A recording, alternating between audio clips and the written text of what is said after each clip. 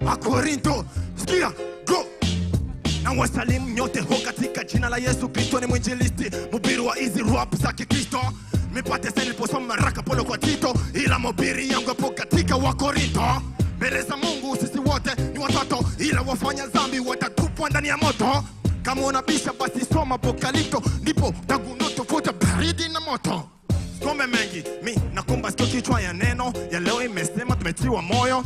Ni vitu vingi wanadamu hatujaelewa. Niliposoma Korinto kuna kitu nimetambua, ni jinsi gani Mungu anatuelewa, anatujua na kwa faida gani ametuokoa. Hiyo faida ipo kama hujui jamani, ngoja nikujulishe na kukutoa gizani. So kumbuka kwamba kuna Wayahudi na Wayunani, walambo walikuwa Yesu Kristo hawamwamini, na wengine walikuwa na msamini wanampenda mapenzi kubwa kutoka moyoni.